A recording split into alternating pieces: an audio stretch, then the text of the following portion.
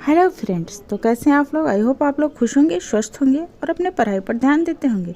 Friends, हमारे भोजन में बहुत सारे पोषक तत्व पाए जाते हैं, जैसे कार्बोहाइड्रेट्स, प्रोटीन, वसा, विटामिन्स तथा खनिज लवण है।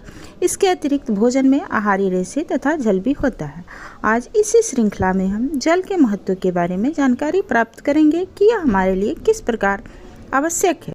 फ्रेंड्स, आइए हम लोग जल की कुछ विशेषता के बारे में जानकारी प्राप्त कर लें।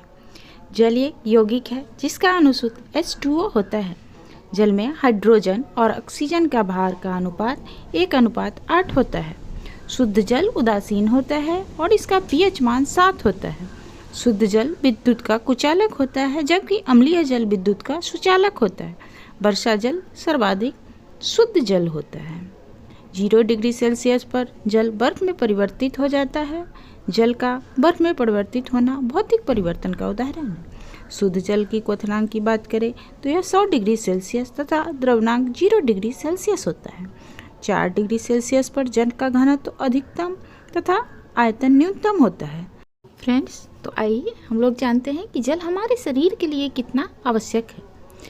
पाचन नली में पोषक तत्वों का खंडन, पोषक तत्वों का अवशोषण और विभिन्न अंगों में इसका वितरण, ऊतकों में उपापचय क्रिया का होना, शरीर में दूषित उत्सर्जी पदार्थों का बाहर निकालना इत्यादि सारी क्रियाओं के लिए जल की आवश्यकता होती है। एक स्वस्थ और युवा व्यक्ति के शरीर में 70% जल का होना जरूरी होता है। प्रतिदिन एक व्यक्ति को औसतन 2.5 से 3 लीटर पानी की आवश्यकता होती है। दोस्तों, इसी कड़ी में जल के कुछ और प्रमुख कार्य के बारे में हम लोग जानेंगे। जल आहार का महत्वपूर्ण घटक है तथा भोजन के पाचन अवशोषण के लिए आवश्यक होता है। शरीर में यह घोलक का कार्य करता है, जिसमें जीवदर के अधिकांशतः पदार्थ खुले रहते हैं, जिसमें शरीर की रासायनिक प्रतिक्रियाएं घटित होती है। जल सभी कोशिका और शरीर पदार्थ का वाहक होता है। यह शरीर के तापक्रम को भी नियंत्रित करता है। यह शरीर के जोड़ों में स्नेहक का काम करता है। यह समस्त शरीर के ऊतकों में तरलों का अंगक है।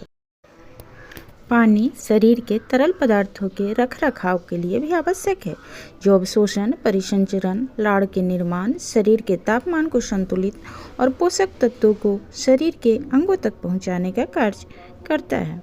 पानी की कमी होने पर हमें शरीर प्यास के रूप में अलर्ट भेजता है। फ्रेंड्स, इस प्रकार हम देखते हैं कि हमारे शरीर को सुचारू रूप से चलाने के लिए शरीर में पर्याप्त मात्रा में पानी का होना आवश्यक है। फ्रेंड्स, अगर हम पानी का पर्याप्त मात्रा में सेवन नहीं करते हैं तो डिहाइड्रेशन की समस्या हो सकती है। फ्रेंड्स, इसीलिए हमें पर्याप्त मात्रा में जल का सेवन करना चाहिए ताकि हमारा शरीर स्वस्थ रह सके। फ्रेंड्स, इसीलिए जल को जीवन भी कहा गया है और हमें इस जीवन को बनाए रखने के लिए पर्याप्त मात्रा में जल का सेवन करना जरूरी है। फ्रेंड्स, जल के बारे में यह जानकारी आप लोग को अच्छा लगा होगा।